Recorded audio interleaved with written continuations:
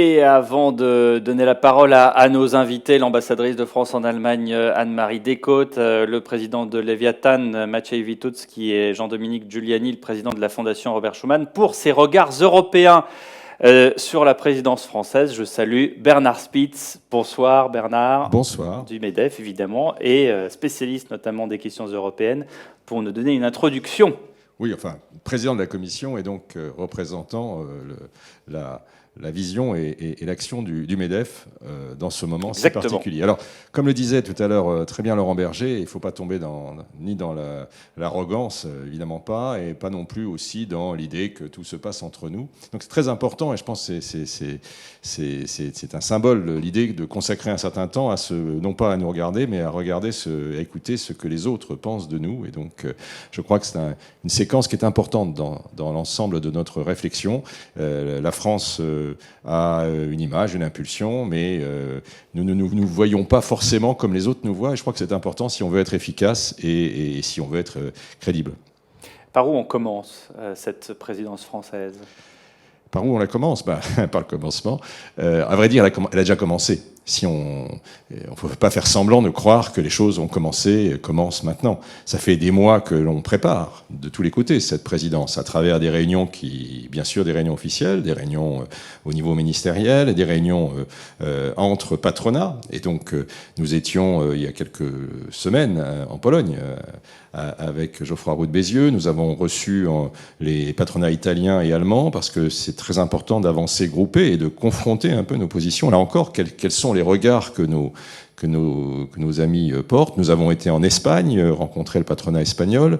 Donc, c'est important d'avoir cette espèce de vision des choses. Alors, par où on commence ? On commence par les sujets importants. Et ce qui est important, c'est ce moment pour l'Europe. Il faut réaliser qu'en quelques mois, très peu de mois, les gouvernements ont changé en Autriche, en Suède. Ils ont changé aux Pays-Bas. Ils viennent de changer en Allemagne, évidemment, tout le monde le sait, avec le gouvernement Scholz. Et nous attendons des élections qui auront lieu en France, bien évidemment, mais même en Italie, où disons que la question de l'élection présidentielle va se poser avant la nôtre, puisque dans quelques semaines, très peu de temps, l'Italie devra avoir un successeur au président Mattarella. Donc, avec les conséquences que ça peut avoir. Donc, c'est une Europe en profond bouleversement, dans un moment aussi géopolitique qui est très important, quand on voit ce qui se passe avec les Américains, comment la bascule est en train d'aller vers le Pacifique, alors que nous sommes entre Européens en train de nous poser la question fondamentale de savoir, à l'issue de cette crise sanitaire, à l'issue de tout ce qui se passe, comment nous pouvons jouer notre rôle à plein. Et c'est pour ça qu'il y a des adaptations à faire. On sait très bien que l'Europe est le plus beau projet politique qui soit, mais c'est un projet qui doit en permanence évoluer, s'adapter. Et cette présidence française, elle intervient à un moment où nous savons qu'il faut nous adapter. Merci beaucoup Bernard pour ces mots d'introduction. On va passer au débat, si vous le voulez bien.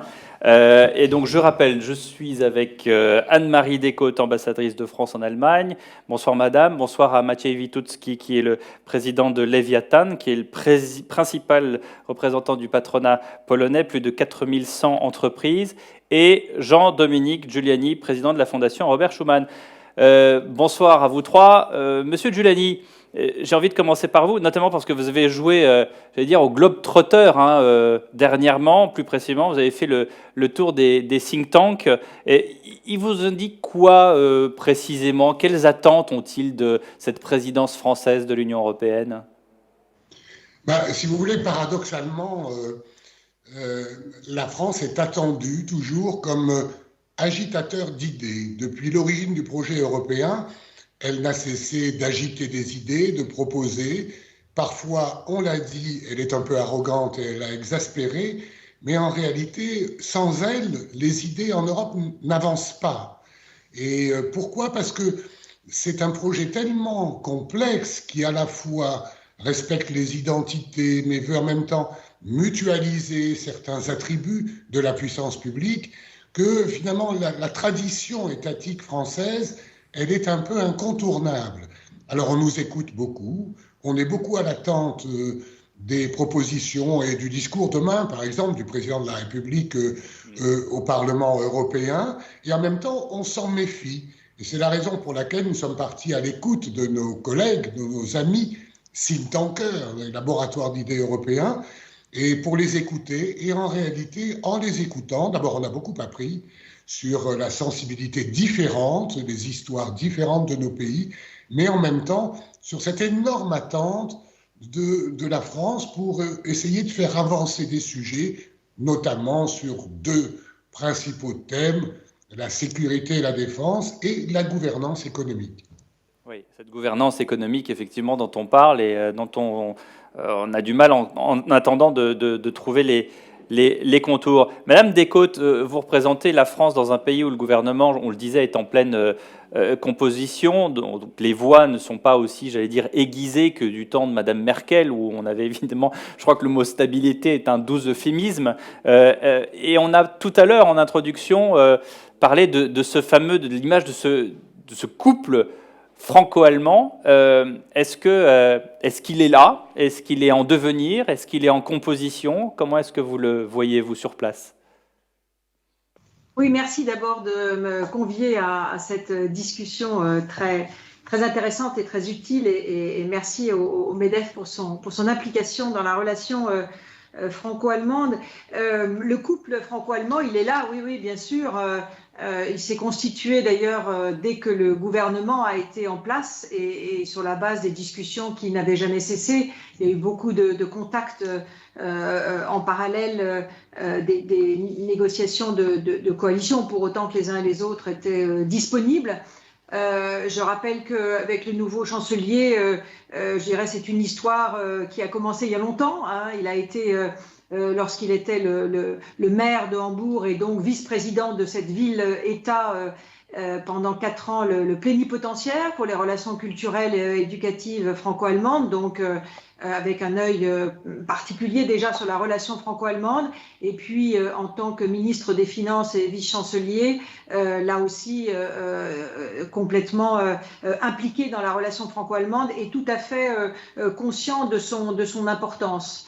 Voilà, donc, et avec les autres ministres, les contacts se sont établis très très vite. Et il y a une parfaite compréhension de l'importance de la relation franco-allemande. Donc, si on avait pu en douter, en tout cas, Madame Baerbock est venue très rapidement à Paris. Les ministres de la Défense se sont parlé et beaucoup de ministres qui ne se sont pas forcément vus physiquement à Paris se sont déjà rencontrés en marge des réunions européennes. Donc voilà, les choses sont en place et il y a une compréhension parfaite de l'intérêt du couple franco-allemand. Voilà. Alors, comme dans tout couple, à la ville, comme à la ville d'ailleurs, oui. En politique c'est pareil, il y a des attentes de l'un et de l'autre. Quelles sont les attentes des Allemands sur cette présidence française de l'Union européenne, pardon? Alors, nos présidences, précisément parce que le couple travaille ensemble depuis longtemps, il n'y a pas de surprise. Les informations sont parfaitement connues des équipes. Nous avons commencé à travailler étroitement à notre présidence lorsque nous avons travaillé avec les Allemands à leur présidence. Il y a un certain nombre de sujets importants, je pense en particulier à la boussole stratégique qui a été initié sous présidence allemande et qui va aboutir sous présidence française. C'est un sujet très important, hein. C'est quasiment le premier livre blanc européen sur la défense. Donc, ce sera une étape majeure. Sur les questions économiques, bien sûr, le plan de relance a été déjà le fruit d'une coopération franco-allemande très très importante et ça va servir de base parce que il est là, ce plan de relance. Pour Olaf Scholz, il est majeur puisqu'il considère qu'il en a été un des principaux artisans et très certainement si la chancelière Merkel avait pu le faire passer aussi vite devant le Bundestag après l'annonce en mai, eh bien c'est parce que ça avait été préparé de longue main. Et Olaf Scholz, il y tient. C'est lui qui y a travaillé, il y tient et il y a là des éléments importants pour la suite. Les Allemands savent que nous avons le souhait, puisque ça a été dit très clairement, et il y a eu une tribune du président de la République avec Mario Draghi pour indiquer à quel point nous étions désireux d'avoir un débat approfondi sur la question du pacte de stabilité. Donc là, les Allemands le savent. Ils savent aussi que nous n'avons pas annoncé que nous voulions aboutir, mais que nous souhaitions avoir un débat. Et là, je crois que ce débat pourra avoir lieu. Ensuite, le fait que nous avons posé comme priorité, je dirais, tout ce qui va dans le registre de l'Europe souveraine et d'une souveraineté stratégique leur convient tout à fait, puisque ce terme est présent dans le contrat de coalition et constamment utilisé, autant par Olaf Scholz que par Madame Baerbock. Donc voilà, faire de l'Europe une Europe plus forte convient à la ligne de ce nouveau gouvernement. Il y a la volonté d'aller beaucoup plus loin dans des investissements, dans les nouvelles technologies, dans le digital et dans tout ce qui va permettre de réaliser la transformation économique qui est nécessaire devant l'objectif de la lutte contre le changement climatique. Donc ça aussi, c'est un élément très important. Et ici, pour le gouvernement allemand, c'est central. Aujourd'hui, on ne parle plus simplement d'économie sociale de marché, mais d'économie sociale de marché écologique et durable. Et donc, il y a la volonté de promouvoir quasiment un nouveau modèle. Et ça correspond parfaitement au souhait du président de la République début mars, d'avoir un sommet des chefs d'État sur la question d'un nouveau modèle de croissance, d'un nouveau modèle économique européen. Donc, sur tous ces sujets, je dirais qu'il y a une correspondance assez forte dans la démarche. Après, ça ne veut pas dire qu'il n'y aura pas des difficultés dans le détail, mais c'est pour ça que nous voulons avoir des discussions approfondies sur tous les sujets. Et puis, sur les questions de sécurité sur lesquelles nous incluons la question migratoire, là aussi, ce sont des sujets sur lesquels nous avons une très très forte coordination et convergence avec les Allemands. Donc voilà, je ne vais pas entrer dans le détail de tous les sujets, mais je répondrai volontiers à vos questions. Mais je crois que le fait que nous ayons eu ce travail de préparation très en amont fait qu'il n'y a pas de surprise quant aux sujets qui sont sur la table. Voilà. Oui, ça permet d'éviter les erreurs d'aiguillage. Maciej Witucki, c'est bien d'avoir la voix de la Pologne, puisque c'est sans doute l'un des pays les plus travailleurs d'Europe, avec un vivier évidemment de travailleurs détachés, mais pas que. Il y a de nombreuses entreprises européennes, j'allais dire occidentales, même si je ne fais pas de scission entre les deux Europes, qui sont installées en Pologne. Vous avez justement tout récemment à Paris, avec Business Europe, défini 7 priorités pour cette présidence française, il me semble. Oui, complètement. Alors, vu de la Pologne, je pense qu'il y a 2 mots très importants. C'est bien sûr la souveraineté, ça a déjà été évoqué, cette souveraineté économique européenne, la continuité de ces projets qui étaient lancés au début de la crise des Covid. Donc, mais quand on dit souveraineté, en Pologne, on comprend bien la souveraineté européenne qui est tout sauf la souveraineté économique nationale. Parce que quand je demande à mes membres, à mes entreprises membres, au premier obstacle à l'intégration européenne, la réponse de mes membres, c'est les protectionnismes nationaux des pays membres. Donc la souveraineté, oui, mais la souveraineté telle que présentée au début par la présidente von der Leyen, qui était effectivement la nouvelle construction de la souveraineté industrielle européenne, à laquelle les entreprises polonaises, bien sûr, voudraient bien participer. Donc c'est le premier mot. Oui. Le deuxième mot, c'est quand même la solidarité. Et ça, c'est plutôt lié à des ennuis de court terme, qui sont des ennuis de la sécurité énergétique et la sécurité physique des Européens. Là, on a des inquiétudes. On parlait tout à l'heure sur les couples franco-germaniques qui guident l'Europe, mais on est actuellement dans la période dans laquelle on a une visite de la ministre des Affaires étrangères germanique à Moscou, qui soulignait l'importance stratégique des relations bilatérales entre Berlin et Moscou, quand même avec les risques d'invasion imminente sur l'Ukraine, et avec le même jour les avions avec l'aide militaire à l'Ukraine qui devait contourner l'Allemagne, ça ne donne pas quand même des signes de solidarité complète. Ça s'appelle de la diplomatie. Ça s'appelle de la diplomatie. Très bien, mais ce qu'on attend de la présidence française, c'est effectivement de renforcer. Les Polonais, nous sommes je dirais, malgré tout ce qui fait ou ce que dit notre gouvernement éventuellement eurosceptique pour être diplomate, pour rester dans la diplomatie, nous, les Polonais, nous restons quand même profondément européens. Plus que 50% des entreprises polonaises souhaitent la rentrée de la zone euro dans le maximum 5 années qui viennent. La population polonaise est beaucoup plus européenne que la majorité des populations occidentales, utilisons cette définition. Mais par contre, pour que cet enthousiasme européen reste, il faut qu'il y ait des signes de la solidarité et qu'il y ait des confirmations de cette solidarité. Et je pense que c'est un rôle important pour la France. Il y a un renouveau dans nos relations, après quelques inquiétudes, quelques perturbations dans le passé. Il y a les dossiers nucléaires, donc il y a la taxonomie européenne, par exemple, qui nous unit, et il y a cette vision de la nouvelle industrie européenne où la Pologne peut jouer un rôle dans le pharmaceutique, dans le digital, dans l'industrie lourde, mais par contre, et il y a aussi la mise en place concrète des Fit for 55. Je pense que là, et ça, c'est pas une difficulté purement polonaise, toutes les entreprises européennes cherchent maintenant comment traduire la volonté politique dans une réalité économique qui ne se finira pas par des faillites massives des entreprises européennes. Donc, on a des dossiers. Est-ce que vous diriez, Maciej Witucki, qu'il y a un frein européen à la Pologne à cause du pouvoir en place? Il y a oui, absolument. Le pouvoir en place, il joue aujourd'hui à fond la carte, je dirais, d'eurosceptisme pour couvrir l'inflation et des difficultés internes. Ce qui met à mal les entrepreneurs que vous êtes, c'est ça? Ce qui met à mal les entrepreneurs que vous êtes. Ce qui met à mal surtout la réputation du pays, l'investissement égale la réputation, ce qui met à mal la confiance généralisée. Si on a des exemples des changements majeurs dans les systèmes fiscaux menés par des lois votées sous 24 heures, ça ne renforce pas la confiance interne et la confiance des investisseurs. La Pologne vit, et l'Europe centrale en général, vit des investissements étrangers quand même, et on a besoin de la stabilité et de la confiance.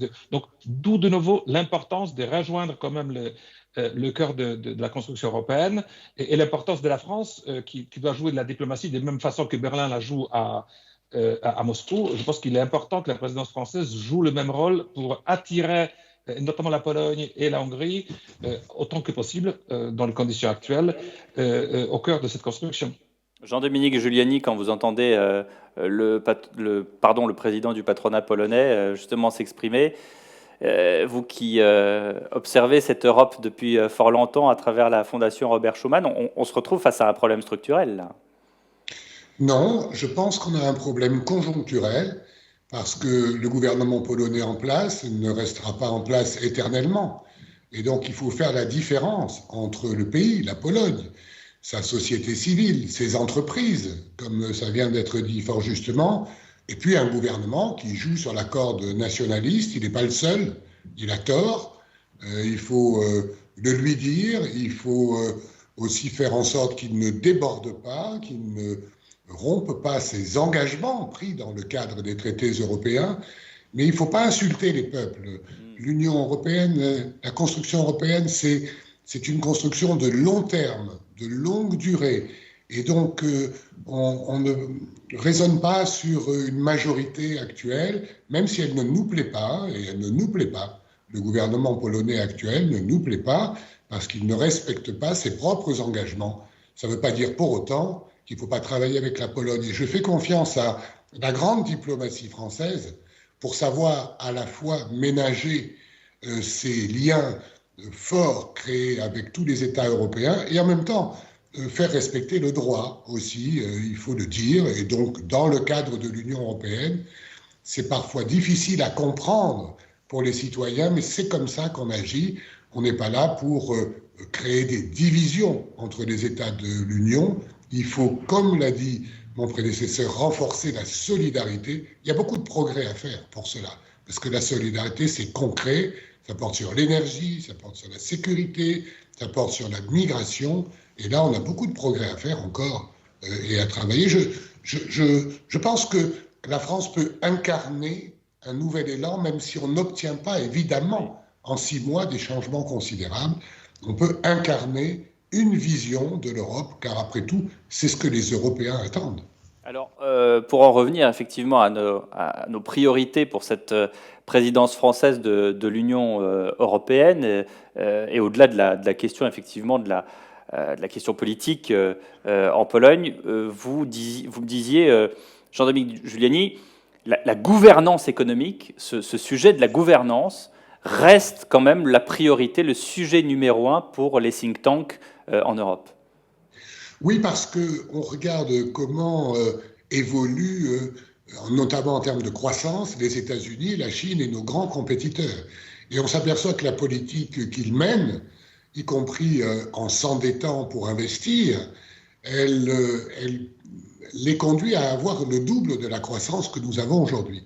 Donc, la leçon que je tire du plan de relance, c'est qui a été initié par la France et l'Allemagne et adopté par toute l'Union européenne avec une capacité d'endettement très forte, mutualisée, pour investir pour l'avenir.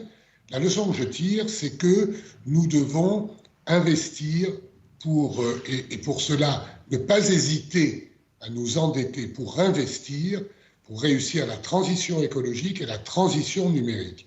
Je crois que le nouveau gouvernement allemand est assez réceptif à cette idée-là, qui est en fait une rupture avec l'ordolibéralisme traditionnel, disons-le. C'est une revendication française de longue date, mais nous, Français, nous devons aussi accepter de ne pas nous endetter pour payer notre fonctionnement, parce que nous avons, de ce point de vue-là, pas toujours été raisonnables. Et donc, il y a devant nous une nouvelle gouvernance à mettre au point. On va commencer les discussions, elles vont être longues. Je crois qu'il y a beaucoup de choses qui sont en train de bouger, le nouveau gouvernement néerlandais, la nouvelle majorité allemande, qui permettent d'envisager de mettre en commun nos forces. Quand l'Europe va sur les marchés, elle a un succès fou, elle est notée de la meilleure notation, il n'y a pas de raison que la croissance soit réservée aux Chinois ou aux Américains. Nous devons retrouver la croissance, c'est le meilleur moyen pour réduire notre endettement et pour réussir ces deux transitions. Anne-Marie Descôtes, Madame l'ambassadrice, justement, sur ce qui vient d'être dit, est-ce qu'il y a un changement de paradigme en Allemagne, changement peut-être pas, mais en tout cas une continuité pour effectivement se dire que ben voilà, il faut s'endetter, il faut investir et c'est comme ça qu'on va y arriver? Alors, ça n'est pas dit exactement de cette façon, mais enfin, très certainement, il y a en Allemagne une orientation beaucoup plus, je dirais, décidément et clairement pro-européenne dans le gouvernement, même si le chancelier Scholz a des formulations plus retenues. Que ses partenaires verts, par exemple, qui eux sont sur ce terrain, je dirais, sur une ligne très très proche de la nôtre. Comme je l'ai dit tout à l'heure, le chancelier Scholz, il est celui qui a quand même largement œuvré au paquet de relance. Donc la conviction qu'il faut absolument se donner une capacité d'investissement, elle est là. Les Allemands, encore une fois, ne l'expriment pas forcément exactement de la même façon que nous parce qu'il y a une nécessité de ménager les partenaires de coalition, en particulier les libéraux. Mais même chez ce ministre libéral FDP, Lindner, dont on s'attendait à ce qu'il ait un discours extrêmement rigide de retour au frein à la dette, il y a quand même une volonté, bien sûr, de garder cette ligne parce que c'est dans l'ADN du FDP, mais en même temps, il ne cesse de dire qu'il faut absolument dégager des marges pour investir dans le digital, le numérique et les technologies d'avenir.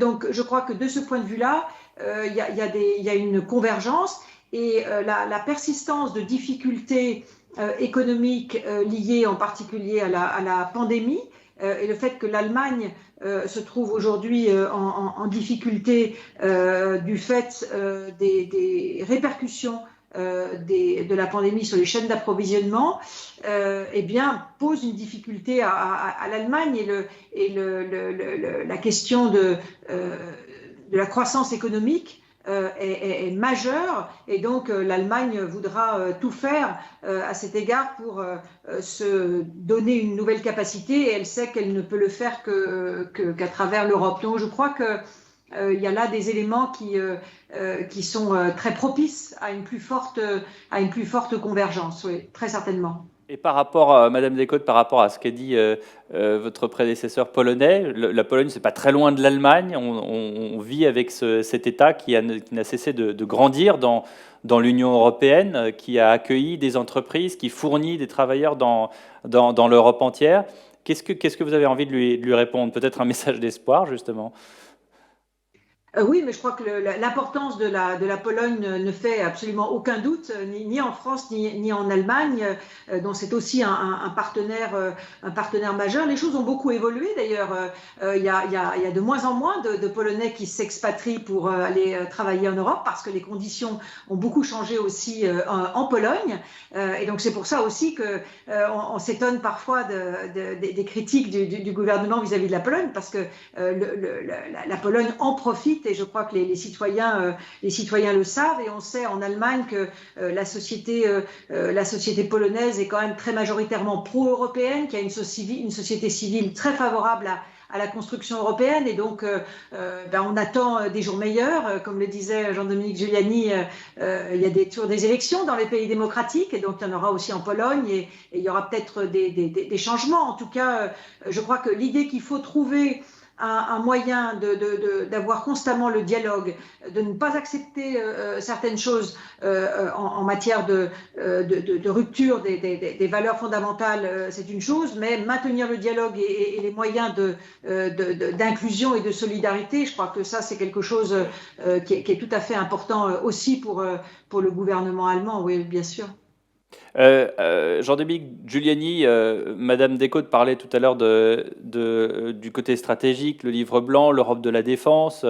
Maciej Witucki a rappelé quelques rapports diplomatiques pour lui un peu étranges entre justement des officiels allemands et la Russie. Il y a évidemment, l'Europe continue à être sur une plaque tectonique avec des peuples, avec des enjeux.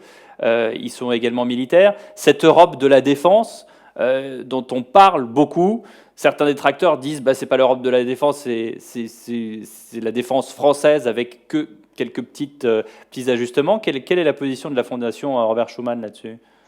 Écoutez, c'est un sujet qui évolue très rapidement du fait du contexte international, avec à nos frontières un grand voisin révisionniste qui est la Russie et qui essaie un peu de réécrire l'histoire, qui se sent à tort d'ailleurs menacé. Et puis on voit monter un peu partout le réarmement, l'incertitude. Dans ce contexte-là, et très franchement, en gardant ma casquette de Fondation Robert Schuman, je trouve que la France a un atout considérable, c'est qu'elle a une diplomatie et une armée structurée avec une vraie tradition, une analyse stratégique qui est désormais très largement partagée par nos partenaires. Alors bien sûr, il y a toujours les vieux réflexes et les vieilles alliances, si je puis dire, la présence américaine, l'OTAN, pour nos nouveaux partenaires de l'Est, ils préfèrent traiter avec la grande puissance mondiale. Mais en réalité, petit à petit, on s'aperçoit, que la France est crédible sur le plan diplomatique et militaire, deux, qu'elle veut jouer européen, spécialement avec ce gouvernement et avec ce président, et que, de surcroît, elle a encore les moyens, si vous voulez, de permettre de constituer une véritable défense de l'Europe plus autonome. Ce n'est pas seulement une question militaire, c'est aussi une question économique, mais c'est de la vraie stratégie. Il faut que nous soyons plus indépendants pour défendre nos valeurs et nos propres intérêts. Ça ne veut pas dire qu'on renie des alliances, notamment au sein de l'OTAN avec les Américains. C'était difficile parfois à comprendre pour les petits États de l'Union européenne qui préfèrent le grand parapluie nucléaire américain, mais je dois reconnaître qu'il y a beaucoup de changements ces derniers mois, sous l'influence de la France. Il y a une vingtaine d'États européens qui ont envoyé des troupes au Mali, aux côtés des soldats français. Il y a maintenant des échanges permanents, il y a des troupes françaises en Estonie, dans les pays baltes, en Pologne. Donc il y a petit à petit cette solidarité qui se crée. Et une fois encore, l'initiative prise par la France, qui s'appelle l'initiative européenne d'intervention, qui consiste à échanger des officiers pour qu'ils apprennent à penser stratégique ensemble et ensuite à en référer à leur gouvernement, c'est bien sûr quelque chose d'important. Moi, ce que je pense, c'est que Au stade où nous en sommes, on a encore beaucoup de progrès à faire dans ce domaine, mais voyez, s'il y avait un gros pépin quelque part, ce que je ne souhaite pas évidemment, vous verriez tout de suite la solidarité européenne s'exercer. Lorsque nous avons eu les attentats de 2015 en France, aussitôt, les articles des traités qui consistent à venir en aide à un État en difficulté ont été immédiatement activés par tous nos partenaires. Et donc, je pense que nous évoluons dans ce domaine beaucoup plus vite que l'impression qu'on en donne, et je ne partage pas du tout l'opinion que je lis ici ou là, en disant que l'Europe n'existe pas sur le plan international. Ce n'est pas vrai du tout. Elle incarne autre chose que la puissance, j'allais dire, des testostérones des grandes puissances, qui sont un peu vaines aujourd'hui, et on voit bien qu'il n'y a aucune grande puissance qui peut gagner un conflit aujourd'hui. Donc, c'est le dialogue, c'est le droit, c'est la coopération, et pour ça, l'Europe est exemplaire, elle a un message, pas toujours facile à comprendre pour tout le monde, mais je pense qu'on progresse très vite. Maciej Witucki, quel est le point de vue le regard plutôt de la Pologne sur l'Europe de la défense? Mais je pense que c'est un projet qui, bon, peut-être il n'a peut-être pas l'unanimité, mais c'est un projet pour un pays frontalier comme la Pologne qui ne peut être que positif. Et je pense qu'il y a un rôle important de la France pour les raisons historiques. Je pense qu'effectivement, la France qui mènerait une telle initiative, non seulement parce qu'elle a effectivement une des dernières armées qui reste dans l'Union européenne, mais elle a aussi une crédibilité importante du fait qu'elle n'était jamais une puissance dans la région. Donc il est plus facile pour nous d'accepter l'idée de la défense européenne venant de Paris que par exemple venant de Berlin. Pour les raisons purement historiques, je dirais, aujourd'hui ça a peu d'importance, mais il faut quand même de nouveau respecter l'histoire des peuples.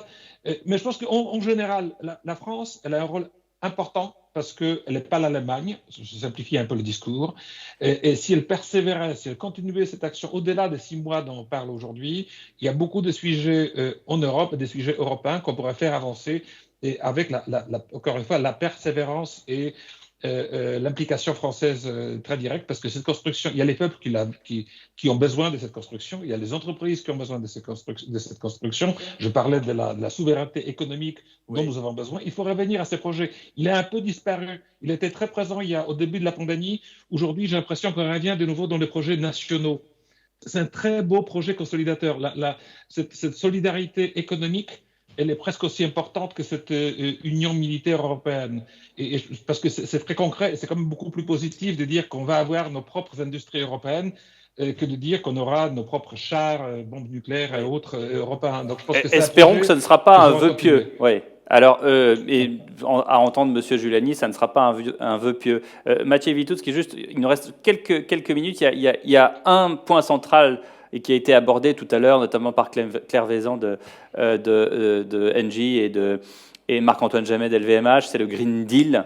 C'est cette espèce de grand gâteau qu'est le Green Deal. Je ne sais pas si c'est un gâteau d'ailleurs, c'est plutôt une espèce de gelée verte, comme ça, quand on mangeait ça en Angleterre à une époque, les Green Jelly. Ce Green Deal, sachant voilà, les aspirations et les boundaries, les limites qu'il y a dans chaque pays. Notamment, on sait qu'en Pologne, elles ne sont pas forcément les mêmes que dans d'autres pays européens. Comment est-ce qu'on le voit, ce Green Deal? Comme un obstacle, forcément ou pas forcément?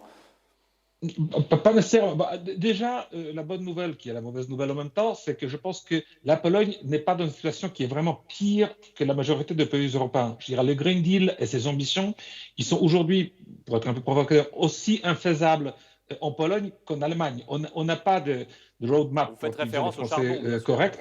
Oui.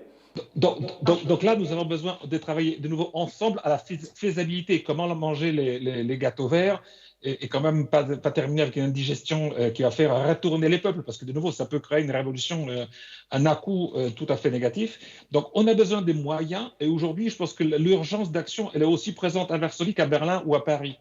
Il y a des ambitions politiques, il y a des ambitions quelque part militantes, mais maintenant, il faut le traduire dans les investissements et dans les engagements d'États et des citoyens pour que le projet industriel s'efface de nouveau avec cette idée de nouveau d'une souveraineté européenne renforcée. En Pologne, c'est aussi vu comme une opportunité, ce Green Deal. Donc il ne faut pas suivre que les médias dans lesquels vous allez avoir un ministre polonais qui racontera qu'il faut quitter l'Europe parce qu'elle nous impose des contraintes impossibles. Vu par les entrepreneurs polonais, c'est des opportunités. Alors, il faut se donner des moyens pour les atteindre, cette opportunité, mais on peut le faire ensemble pour utiliser de nouveau le mot-clé solidarité avec des projets communs. Donc, on a plein de sujets à la diplomatie industrielle et à la diplomatie économique pour remplacer éventuellement des tensions politiques entre les pays membres. D'accord avec ça, Madame Descôtes, quand on fait la comparaison entre Berlin et Varsovie, c'est aussi infaisable en Allemagne qu'en Pologne? Non, je ne me prononcerai pas là-dessus. Il y a effectivement un niveau d'ambition important dans les objectifs qui ont été fixés. Et l'Allemagne joue gros, effectivement, et le parti des Verts et Robert Habeck en particulier. Mais je crois que voilà, chacun